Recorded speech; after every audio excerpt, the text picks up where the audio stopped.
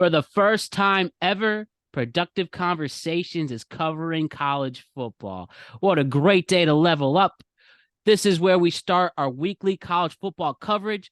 So every Thursday, we are dropping these college football shows. And let's preview the season right now. And then let's start our 10-week journey to the national championship. Alex Ranelio is here to talk college football with me and preview the whole country. How about that, Alex? Great to see you.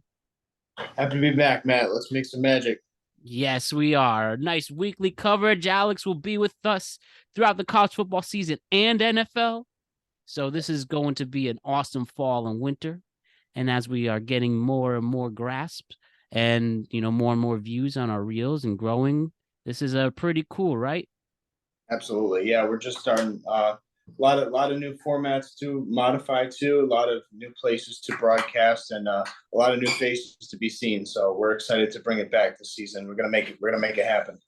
Definitely. As you were with us for college basketball, and now we'll switch it to football for this one. So I guess the first thing before we get into our preview is this is a weird time for college football, don't you think? We have a lot of teams realigning. We have a lot of conference changes, especially in the Power Five. NIL deals are really taking over the sport like never before. And this is the last year of the 4 college football playoff. And then next year it's going to 12. And yeah, college football is changing, I think, for the better, and then we've heard critics say for the worse.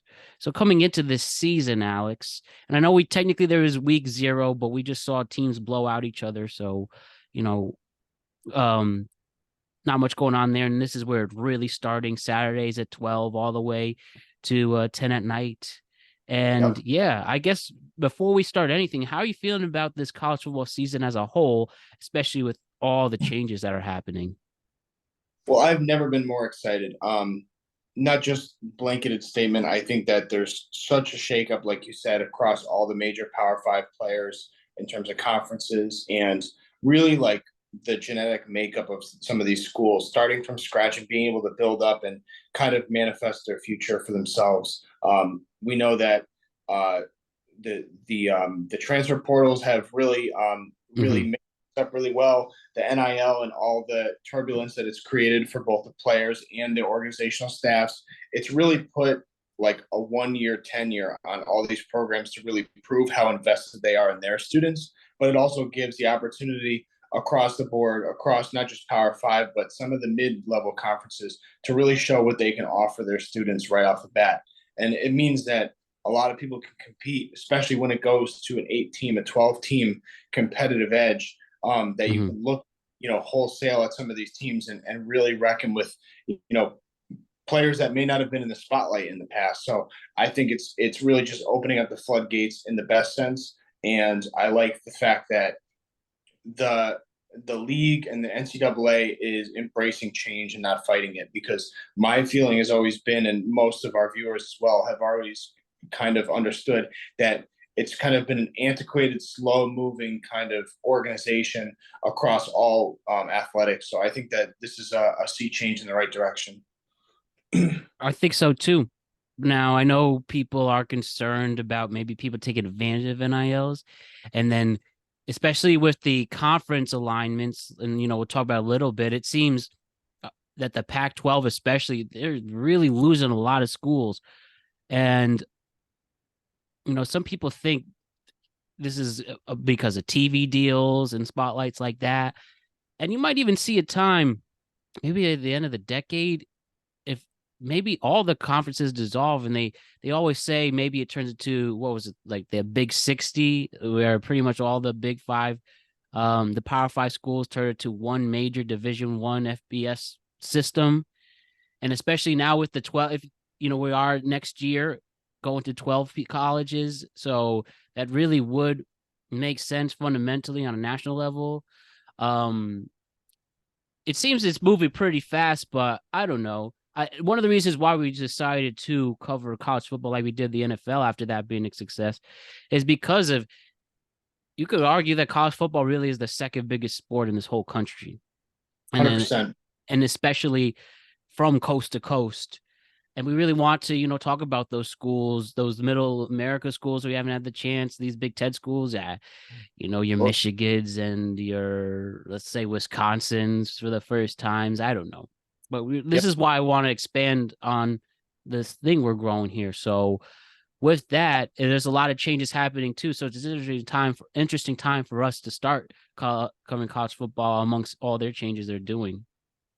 Yeah, 100%. I think that with every action, there's always an equal opposite reaction, and I think that kind of like the way you outline things, it's not just about the conferences and the richest of rich conferences getting richer with kind of the dissolution of the Pac-12 foreseen for next year. Some of it Mm-hmm. has TV. We've heard rumblings about the Time Warner cable package and what they've been able to offer, but at the same time, when you only have three teams left in the conference, you're going to be inviting in a whole flood and sea change of the best competition that's looking to make their mark in the Pac-12 and stand out. It's the same thing that we've been saying for some of these mid-level majors that have been on the outside looking in with 12-win seasons on the college playoff, and eventually they're going to have their time in the sun. And I feel like a lot of these teams that are able to migrate and break that threshold from the mid majors into the Pac-12 or into a sixth level of conference play, I think that they're going to have their time as well. So I don't think it's all doom and gloom from the rich getting richer in terms of the conferences, the major five players. I think that it's just going to make things even more exciting. I hear that. I believe that. So why don't we, on that note, why don't we focus on 2023 and why don't we start our college football preview officially? So the way we're going to do this is we're going to preview the Power Five conferences, SEC, Big Ten, Big 12, Pac-12, and ACC. And then if there's any other, of the mid-major schools, small schools to mention, Alex, if this is your time for UConn college football, if you want to mention them No or plug. anyone else. We'll talk about some Heisman predictions, and then we'll make our predictions for the college football preview itself. So while we talk about NFL Junior, why don't we talk about arguably the best conference in all college football, the SEC? So at this moment, Alex, there is 6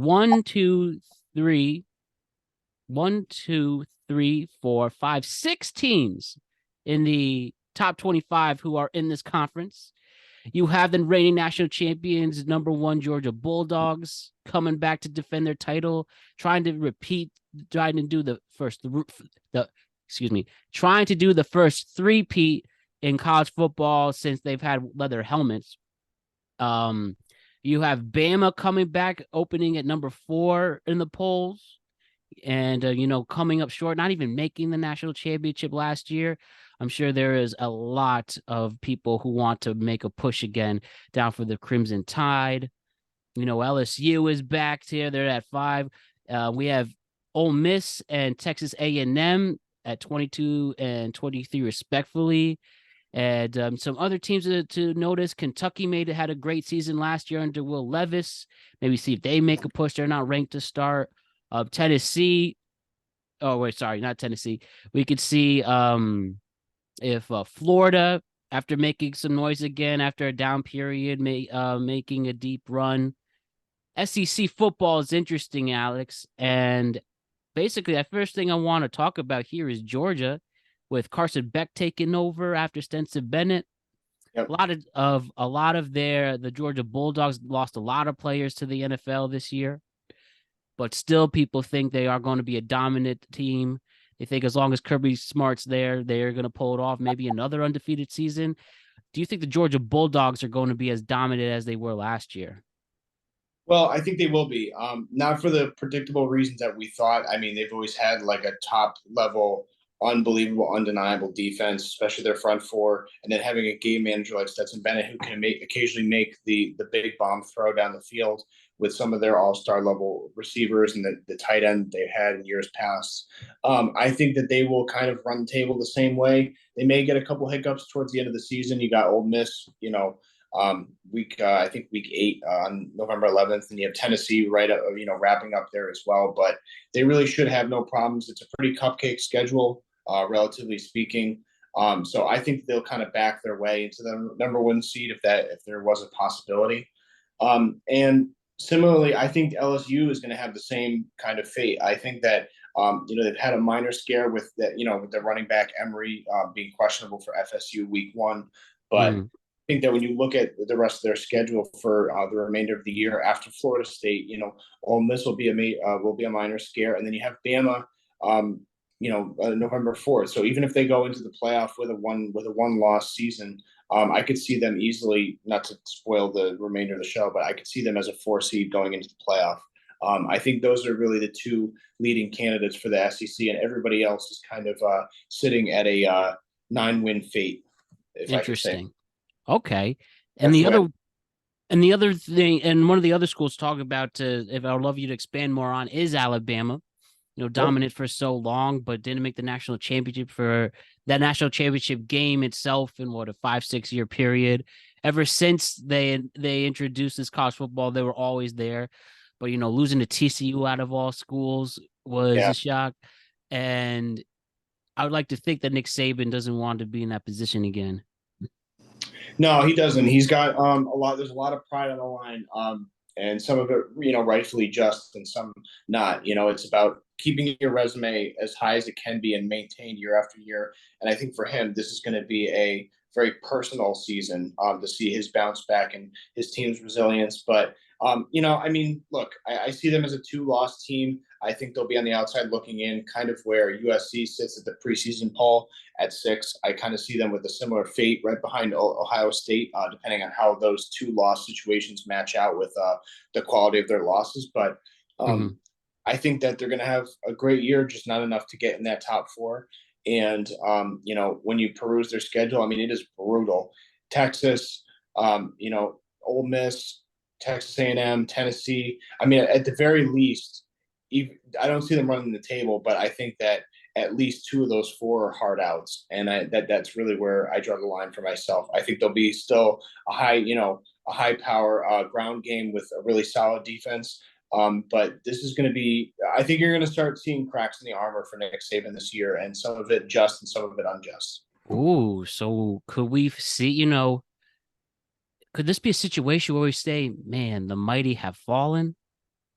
Or we still have a long time to go until that, because with those NIL deals and obviously their recruitment strategies, they can always stay in it. But I don't know. It's been a long time, and nothing lasts forever. But if you're saying what you're saying, and it could be true, that could be something to watch out for. Yeah, 100%. I think one of the things that we haven't mentioned that we mentioned last year, particularly with the NFL podcast, was seeing the effects on the offense for the Patriots without Bill O'Brien foreseen. And I think that some of the same counter product is going to happen with this offense for Alabama. I think it could still be electric. I think they can still have the consistency on the ground game, be able to control the pace and clock of a game. But I don't think they're going to have that explosive firepower that they had with Kiffin or Sark, or now Bill O'Brien being gone from the equation. So that's going to be another, gap for Saban to figure out and fill. And I think you may see some of those jump gaps during the regular season when you have a little bit more tough competition. You're going to see a lot of close games that are, in the mid-low 20s, I think. Interesting. Well, I'm sure that, this is a real test. And if Nick Saban is the GOAT in college football, as we say he is, and, rightfully so, this will be his time to figure it out once and for all. And to answer your question directly before we move on, I think, regimes, they always have a couple years on the back burner. I think they'll be back in full force. I do think there is a pivotal change, and there's questions to be answered about the long-term effects of an NIL endorsement across the field. Because up to this point, we've only seen a lot of low level and a few high level NIL endorsements, but they haven't really had the effectual sea change. I think you're going to see more of a timeline change with some of these programs and how they're able to, prorate and help out their incoming classes. I think there's going to be shorter terms on some of these players, even more the likes that we've seen in years recent with some of the graduate portal transfers. So. Exactly. If somebody has a bad game or a bad practice, there's somebody on the side saying, "Hey, why don't you come over here? Here's a Ferrari."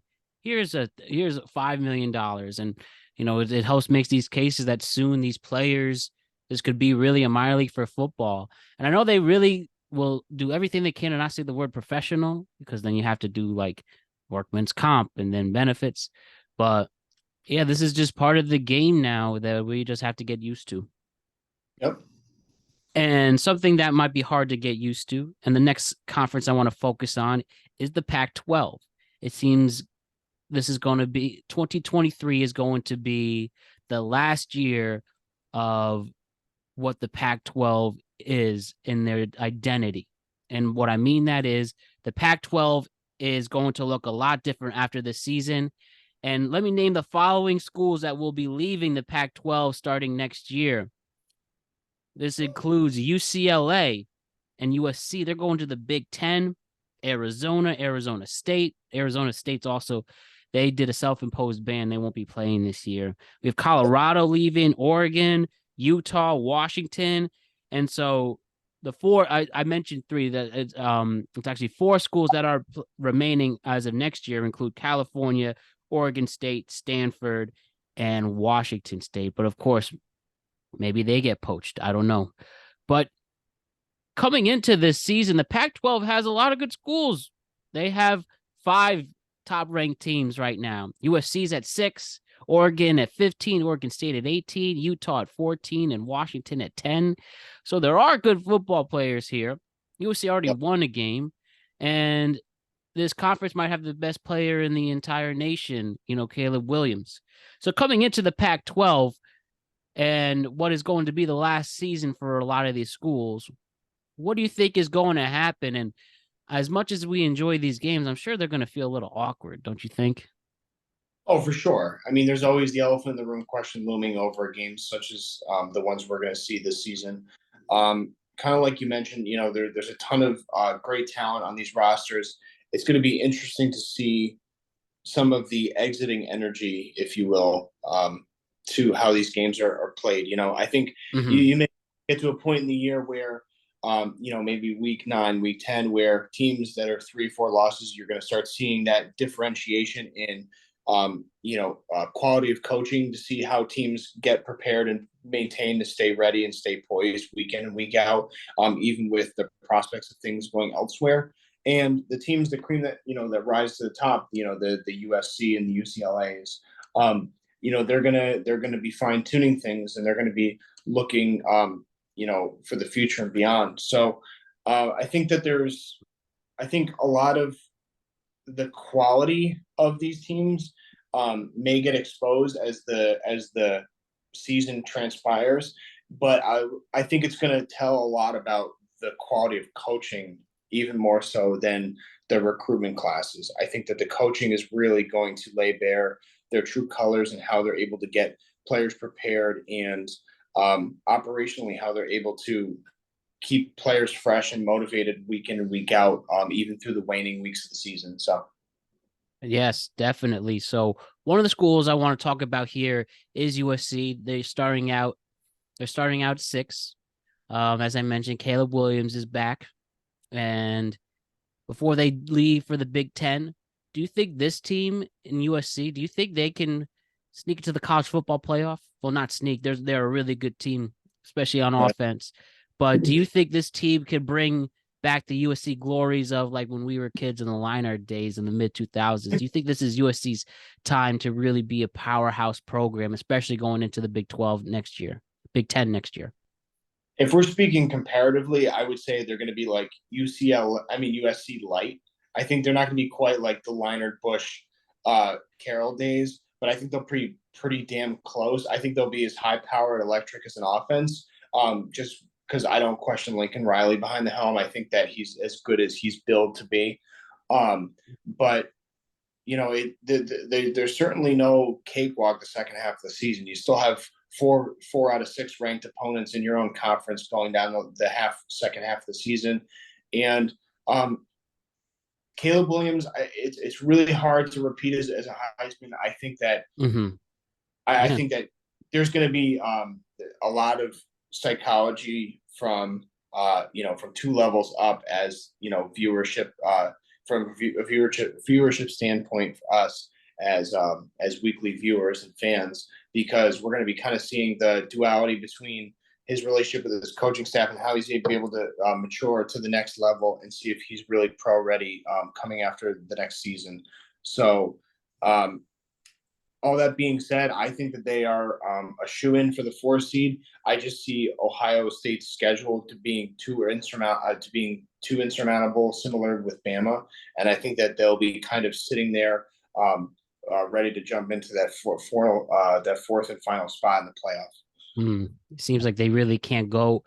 Seem like they really can only afford to have one loss in that case, if that's the case. Yeah, my guess is that Notre Dame is not made out to be what it is, playing in a non-conference. And I just don't believe in the quality and content of some of the second half of this Pac-12 schedule. So I think Washington is as good as they're billed to be, but I don't believe in Oregon the same way, nor do I believe in Utah as much. I think Utah is a really quality team, but I just don't think that they have enough juice to squeeze when it comes to offense to being in a shootout with someone like Caleb Williams and Lincoln Riley. So I like it. I like it. Now, this year we're also going to have Colorado, and Deion Sanders will be coaching in this conference this year. How do we feel about primetime coming in, and especially the amount of recruits he is bringing with him?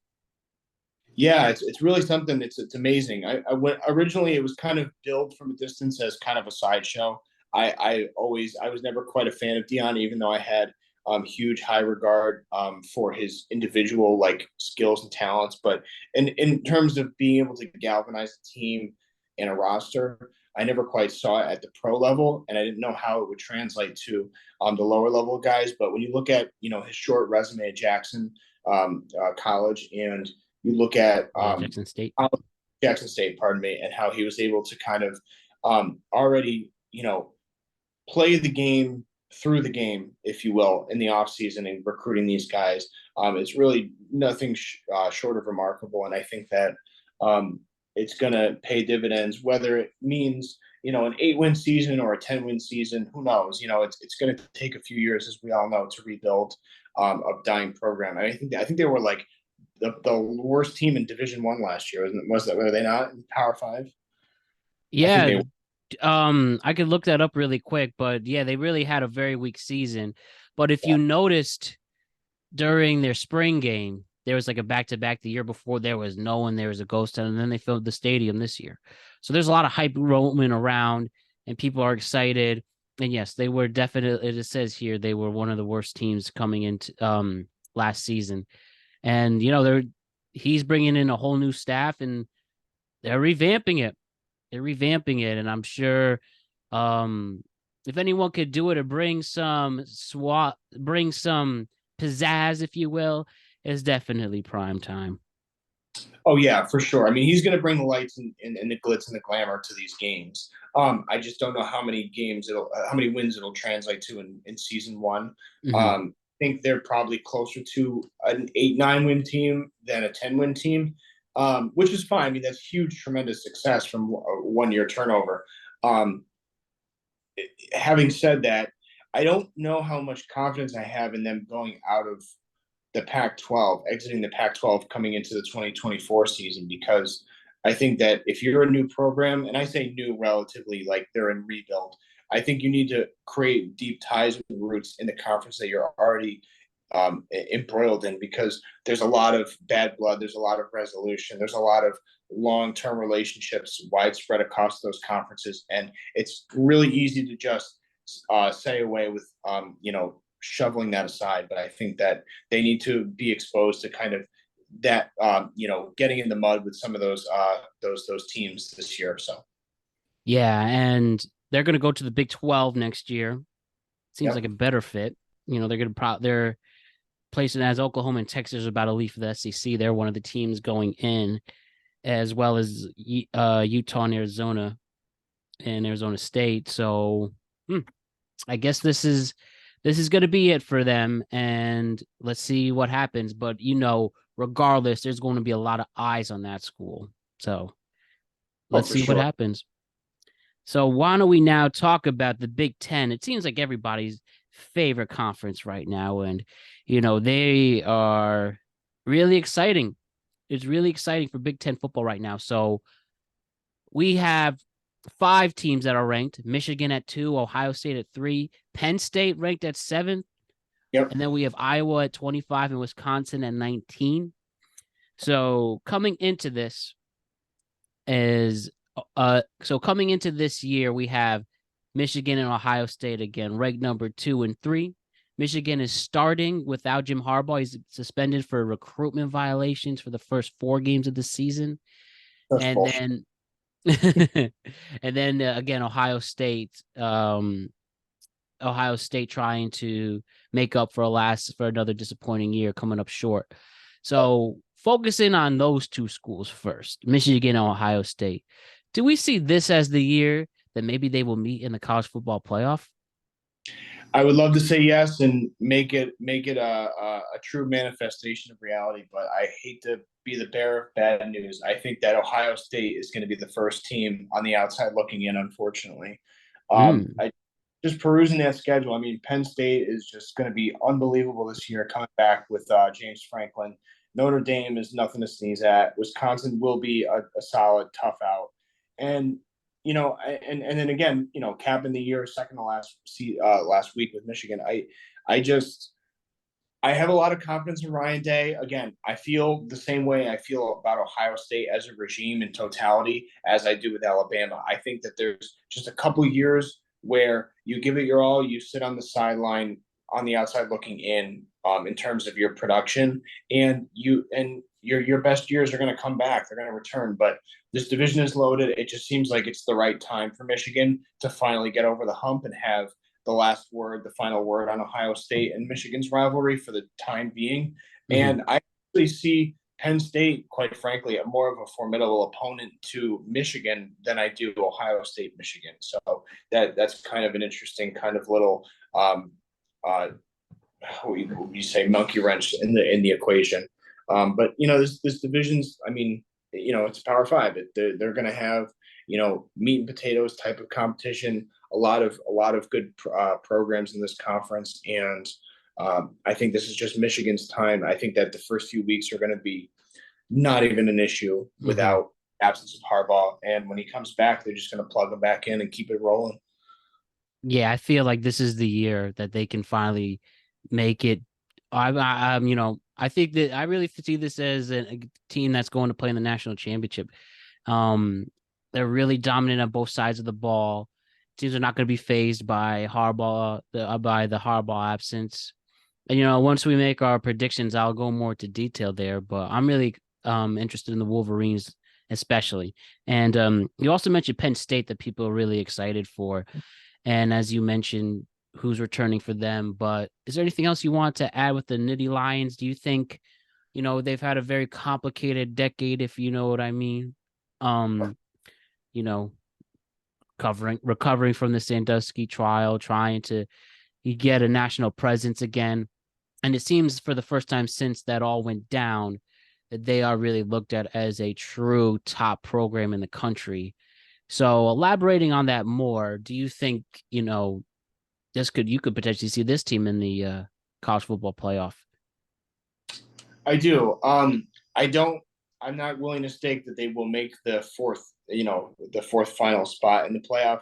I think that they would be like the first or second in a hypothetical expansion, but they have a really, really easy, cushy schedule outside of Ohio State and Michigan, which either one would be a one-loss game. I don't see outside of that an issue, and then you have Iowa at 25, which is really, week to week could be unranked. So I think that this division with their schedule is wide open, and they already have the talent on both sides of the ball coming back this season. Looking back to last year, I mean, even in a down year, they were still like top 50 in almost every stat statistically. And they kept, opposing teams points against, in the top 10, 18 a game. So I think that a lockdown defense and a managerial non-turnover quarterback, they're going to be fine in this division, this conference. And it's just it's a matter of style choice with these games and how you want to play. And I think that James Franklin, amongst other coaches in this conference, is best equipped to kind of play games of chess when other coaches are playing games of checkers. Bars right there as usual. Good stuff with that, Alex. And why don't we now move on to the Big 12? So again, the last year for Oklahoma and Texas, but you also have TCU coming back after a national title berth. People are really excited to see what's going on there with those teams. Tell me what you were excited about with the Big 12. I think Texas is really a team to keep your eye on. Yeah, it's just going to be a matter of how real is Sark as a coach, and what are we getting from Quinn Ewers? Like, what is he going to be? Is he going to be kind of like this Baker Mayfield-esque, kind of like high power, high electricity, kind of Manziel kind of stardom power? Is he going to be kind of, unabridged and unfiltered, or is he going to be kind of brought in and galvanized and create a winning team, create a 10-11 win team?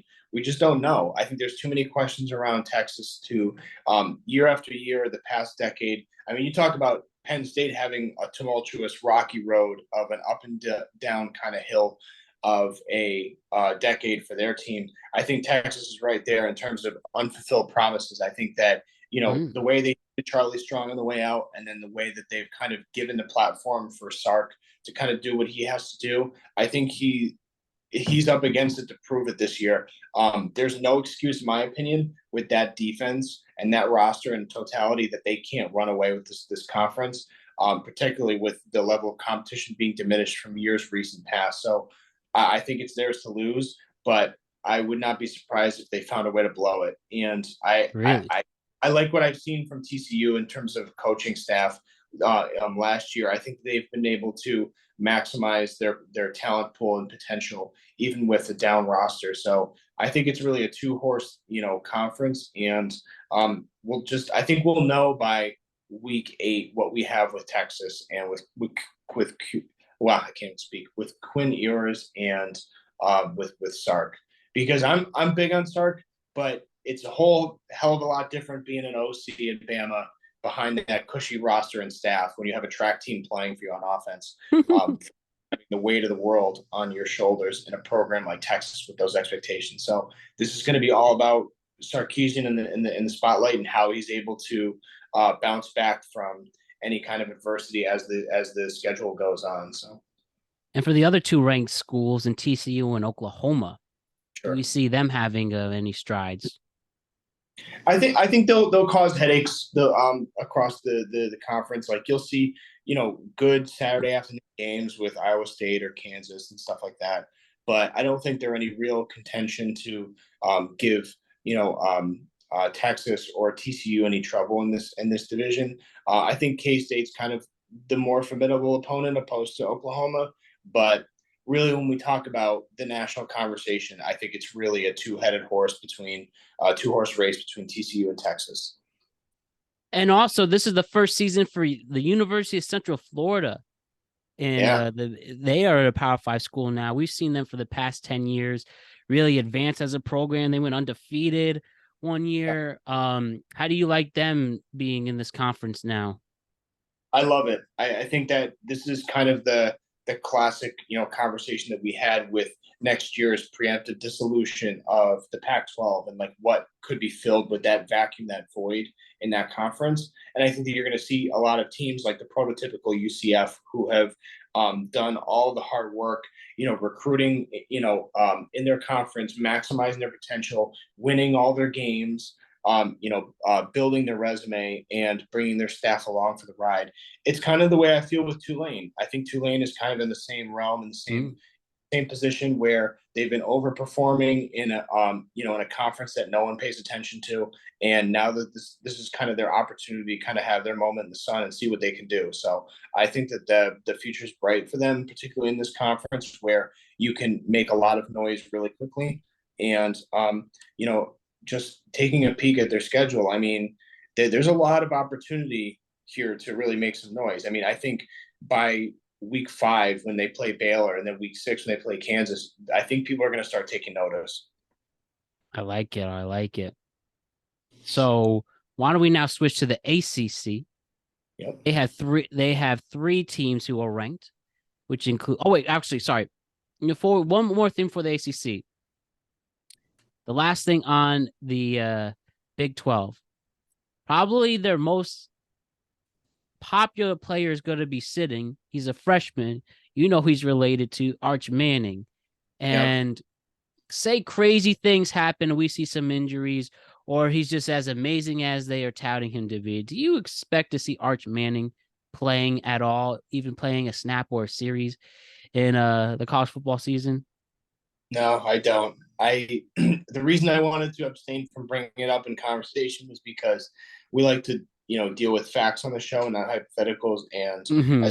as fun as it is as a thought experiment, I just, with the money and the incentives invested in these kids, the training staffs, the money that they spend on conditioning these players, I don't see him running any risk for a minute Saturday afternoon game in a conference that's not even a top four conference. I think that he's going to be taking a lot of notes, going to be highly observant, and I think that he's going to actually furthermore see what this conference really is able to do and offer him. Because now the incentive structure these days is the total inverse. You always used to be the players, kissing ass and reaching out to, the coaching staffs and performing and handing in their tapes, so to speak. But I think now the players are the coveted ones, and I think that he has the power to kind of see survey what is to come from this conference and this program. Makes a ton of sense. Great stuff there. So why don't we now go to our last conference to discuss, the ACC. And this includes three ranked schools: Florida State at 8, Clemson 9, North Carolina at 21. And this is again always interesting to see where we go on this one. But tell me your early thoughts on the ACC and what they can provide. Well, it's gonna be a bounce back year. I think we know what Dabo is doing with in South Carolina with Clemson. They're always going to be the poster child for this division, but Mm-hmm. there was kind of this malaise, this obsolescence with some of the competition. There was no one that was kind of forthright, kind of accepting the throne for that fourth seed in the playoff, the college playoff. So I think this is going to be a bounce back year. You're going to see a lot more excitement, a lot more passionate play, a lot better games all across the conference. I really like what I'm seeing from Florida State coming into the preseason AP poll. I really like what Carolina has to offer. I think that they're going to get right back to hitting the gas, and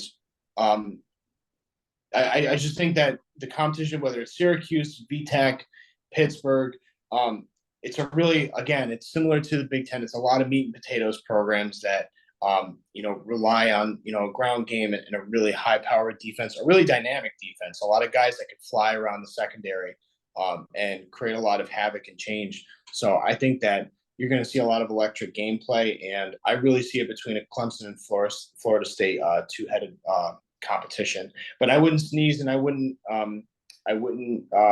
dismiss North Carolina again right away, because looking at their schedule, it's very manageable. It's very favorable. I think they only play Clemson second to last week of the year, and outside of that, it's just NC State, who shout out to UConn, has week 1. So. And the big thing there and the guy to look out for is Drake May. Yep. People think he might be a Heisman candidate. He has really risen in the ranks. And in the past few years, the program of North Carolina football is a pretty stalemate, but they did produce Daniel Jones, and maybe they have something there in their system. So I'll focus on him when we talk about Heisman stuff.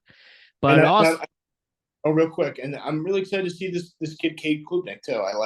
I want to see how he meshes and how he gels with Clemson, because now that there's such a compression on the return on investment with with the highest level programs, there's a 1-year turnover now. So if he doesn't produce by week 8, week 7, week 8, you may start seeing rumblings about who they're going to bring in year 2. So. Absolutely. And why don't we also just mention the one independent franchise, maybe some say the unofficial ACC member? They were during the COVID year, but Notre Dame. Notre Dame Yep. got a dominating win over Navy in Ireland this past weekend. We have Sam Hartman, even though he's 24 years old, the old guy quarterback coming in, who again also is a Heisman favorite.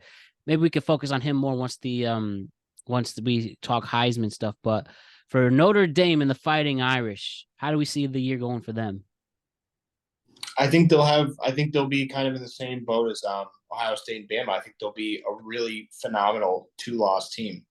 I think that they could easily win all of their games, with the exception of USC and Ohio State. I think those are the two that they probably will ultimately terminally fall on. But they have good competition across the board too. I like Pitt, and I like NC State a lot coming into the year. So I think that it'll be interesting to see again, another coach in the spotlight, the resilience from their coaching staff there in his first year after Brian Kelly's departure. So I think it's going to be more of a telling season about how resilient and how bounce back this coaching staff can be in a program so prestigious as Notre Dame. So Absolutely, dude. And good stuff there. So pretty much, how do you feel about UConn football, Alex? Is UConn football going to make a bowl game this year?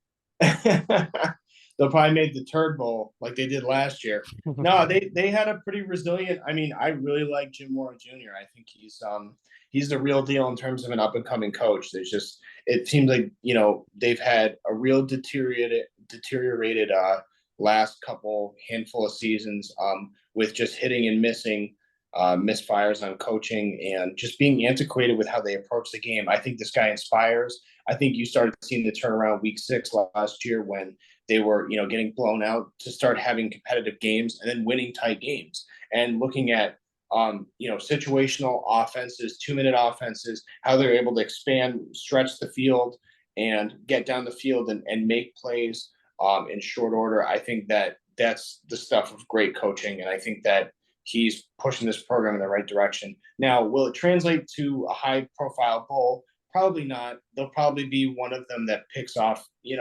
one of the pre-New Year's Eve bowl games that no one pays attention to. But it's still something to put on your resume. And I think that give him, a couple more years worth of recruiting, and who knows? They could be sniffing a top 25. Who knows? They've done it before, so you never know, right? You never know. So Yep. why don't we now go talk about, or is there any other schools you want to mention, or anything we've missed? Just wanted to give a little love to Tulane. I thought they ended the season really strong. I thought they were didn't get a lot of love that they should have during the exit polls for the season, and I think that I'm really excited to see how their season pans out. Let me see. I think that when you look at programs like Duke and NC State, I think that they're going to have a struggle for 1 year, and then when they reboot, they're going to have a real blowout season to come. I think there's a lot of programs that are kind of in that boat, just in terms of preparation for coming into next year. I think Cincinnati's in the same boat, as well as Kansas, and I kind of think along the same lines as Northwestern. These are all schools that have had previous 10-win seasons or 9-win seasons that have had aspirations for bigger and better. And I think that even just with one little hiccup, I think they get back on the horse and continue to be in the conversations that we're having now a year from now. So I would just kind of give a little love next year. And remember, Northwestern had a lot of controversy this summer regarding budget hazing incidents. They let the coach go, and that's still under investigation. So they might be having those internal issues, but some of it is that for sure. And last but not least, quickly about Nebraska football. Nebraska used to be a real powerhouse program. They used to be like the Bama of the 60s and 70s. Matt Rule's coming in after getting fired by the Carolina Panthers. Do you think he can turn that program around? Absolutely, but I think it's going to take at least 3 years. I think you're not jumping back into the bottom of the barrel. You're going right back into a Power Five. There's no gimmies. I think that you may see really quick progress, and then it's going to stagnate really quick. What I mean by that is the first half of their season this upcoming year is a cupcake, and then you're going to finish off with Wisconsin and Iowa. So, and you're going to get pulverized by Michigan at the end of September. But I think there's easy ways to see glimmers of progress. He'll show it, but it's going to take at least 3 years. Fair enough. Fair enough. So why don't we talk about college football's greatest achievement, individual achievement, I should say. Let's talk about Heisman Trophy candidates. Alex, there are people who think that Caleb Williams might be able to repeat from USC. Maybe Jaden Daniels from LSU can make a case. Or, as you mentioned, Quinn from Texas, or JJ McCarthy from Michigan, Bo Nix in Oregon, Sam Hartman, Notre Dame. A lot of big quarterbacks in there, but a lot of people really like the quarterbacks coming into this whole year in general, which will be very interesting to talk about in draft time. But maybe a Marvin Harrison Jr., who is arguably the best receiver in the nation. Maybe he could get some votes. Alex, tell me, who do you think has a good chance of holding that amazing Heisman Trophy at the end of the year? So I think the immediate shoe-in, if I were to literally type this into ChatGPT, it would be Caleb Williams. I think he's the most easy most easy candidate, a layup for repeating. Again, it's an individual award. You're going to be in a conference where you're going to be forced to be in shootouts by the style of your game. So you're going to be offered plenty of opportunities to shine through the whole season. You got Lincoln Riley, who can orchestrate any offense. He's unbelievable in terms of calling a game. I think that there's two types of candidates when it comes to this. It's like the skill position guys that just outshine and are so multifaceted that they break their conventional descriptions of their position, and that would be like a back or a defensive end, someone who just jumps off your screen. And then there's the prototypical quarterback like Caleb Williams, where the entire universe revolves around them during a Saturday. So I think that he would be my leading candidate from that perspective. But if I'm just looking at like dual talent jumping off my screen, I would definitely be leaning along the lines of Marvin Harrison Jr. I think that to be afforded a position where there's that vacuum at quarterback, he's going to be asked to do even more to help out and really take some of the weight off of that program.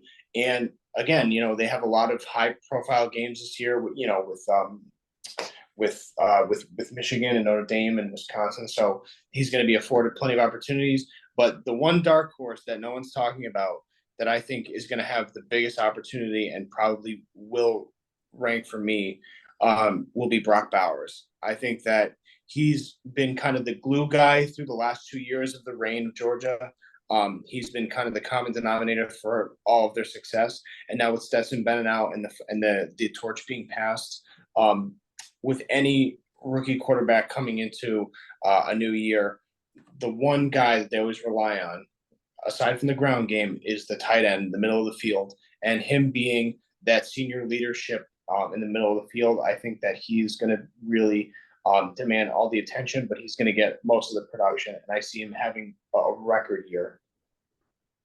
I like that. I like that. We are definitely going to make sure we're going to make sure we clip that and make sure nobody forgets. The other person I'm just going to also add to this conversation, I really like Sam Hartman out of Notre Dame. He's a person who is an example of the transfer portal looking for a better opportunity. And I think he matches in a good offense. Man's accurate.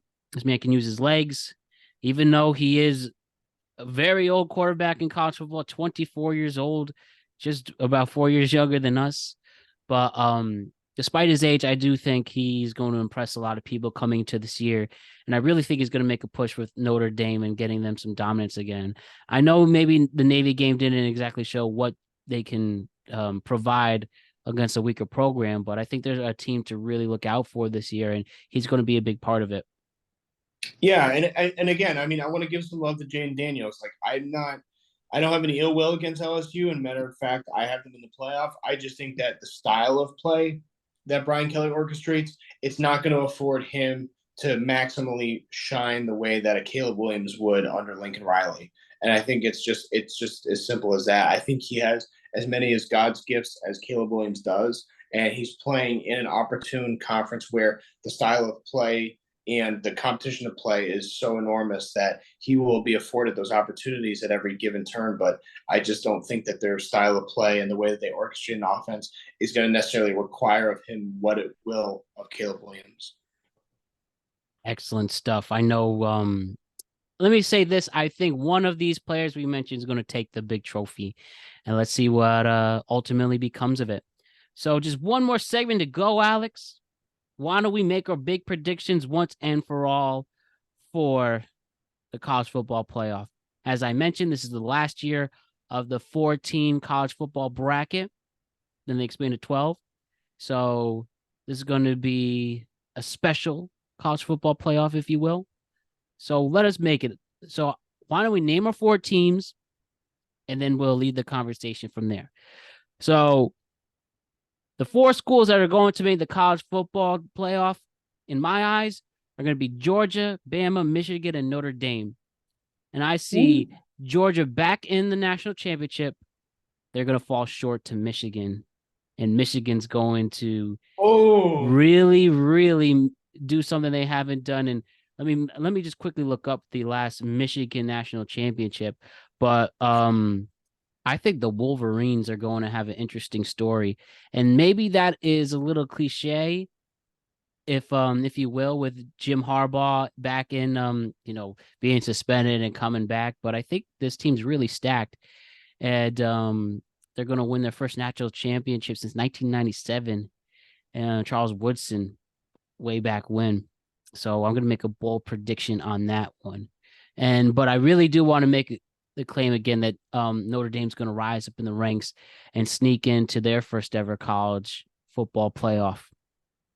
Wow, that's interesting. I'm very I'm not quite as shocked as I would have been, but I'm very surprised by your level of trust in Bama and Notre Dame going into the season. Mm-hmm. No, I understand that, and especially with the Bama, looking at regressing, we don't really see a humongous star player. At least they haven't showed themselves yet with Bama. But I really think that Notre Dame really is going to really get people in the AP to really like them. I think they, not the word overrated, but I just think people really think they're going to be highly touted, and especially as long as they stay undefeated, at least through October, they really might make a case, especially where they're ranked coming into the year. Yeah, I can definitely get that perspective. That's it's a good point. And the sole thing here, and maybe it's because of recency bias watching the Johnny Manziel doc, that one player can really revolutionize a program, but I think in more respectable terms, if you know what I mean. I keep mentioning him, but I'm really impressed by Sam Hartman. I really think that there's a chance, and I will die on this hill if he isn't that. But coming from Wake Forest, and he seems like a great head on his shoulders, I really think he's going to be a star. And maybe if this is my first time really covering the sport, I really want to make a splash in there and also really believe what I'm saying, I think Sam Hartman is going to lead the Fighting Irish to a special season. Right on, man. I respect the bravery, getting after it. Mm-hmm. Separate yourself from the pack. So I'm looking at the field, and I wrestled with particularly like those 3 and 4 spots. I think that there's so many teams that are going to be 2-loss teams that are just going to be too hard of a credible case to make to be a 3rd or 4th team. When I look at it, my 4 teams are Georgia, Michigan, but the 3 and 4 are LSU and USC. Now, the reason I say USC is because I think there's just not enough stiff competition to push them around in the Pac-12. I think it's really just as simple as that. I think that their day of reckoning will be in that first round of the playoff. They'll have their moments in certain games, but I think that they'll be clear, free and clear throughout the season. And LSU, I just think that this is the year that Brian Kelly puts together. I think he's got a stacked offense. I think he can kind of do whatever he wants, wherever he wants, however he wants, and he's got the roster to prove it this year. As long as everybody stays healthy, knocking on wood. So all that being said, we're going to kind of have a boring conclusion here to wrap up the first show. But I have Georgia and Michigan again, and I think that this is Michigan's year. I think that I follow the same spirit. I think that the boogeyman in years past, their black cat, has always been Ohio State. And with Ohio State on the outside looking in, I just don't see them having any issues. I think that it's theirs to lose. I think that Georgia, it's just so hard to repeat year after year after year. And having the turnover and the new faces coming into the season, I think that it's just not enough to bear to get over the top and win it all again.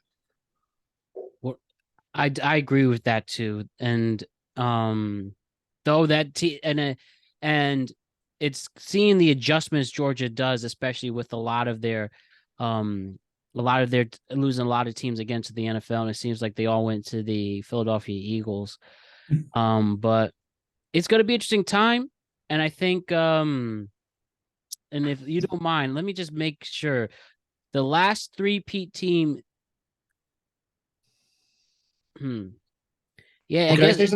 I was just going to say Minnesota back in 34, 35, and 36. University of Minnesota was the last three-peat Division I college national champion. But yeah, go on. So I think what this boils down to is just me having more faith in Harbaugh to have more second half adjustments than Kirby Smart. And it kills me to say that because I really don't believe that. I really don't believe that if you were to put a gun to my head, but I have to believe it to manifest what I expect to transpire at a championship game. I have more faith and respect in Kirby Smart. I'm just putting that out on Front Street. But I just think that this is kind of the year of reckoning for Harbaugh, his adversity, all the things that he's had to overcome, and all the bullshit that he's had to wipe away, just being kind of the embarrassed little brother underneath Ohio State's shadow for so many years coming back. So I think that with them out of the picture for at least 1 year, I don't see how there's any way that they could blow this. This is their time. So that's the thing we're really going to focus on this college football season is between you and me, at least, because we both think that Michigan is going to be the national champion. And as I mentioned there, I think Notre Dame has a similar run like TCU. You also really like USC, where they can prove. So let us see where this all unfolds. And I think we can wrap that up for today. So again, you can catch us every Wednesday. Oh, sorry. You could catch us every Thursday doing a college football show, the weekend review. So we'll see you again on Thursday, Alex, and we'll talk about week 1. And college football is here. Summer's over, but the best time of the year, in my opinion, the fall is here. Yes. And you can also catch us every Wednesday doing the NFL show, which we will start this Wednesday with our NFL preview. So got a lot of football to soak in, and it's going to be a lot of fun. All our fans out there, happy Labor Day. Happy Labor Day. Wishing you all love and all the best, and enjoy some football. Enjoy some football. All right. We'll see you next week, Alex.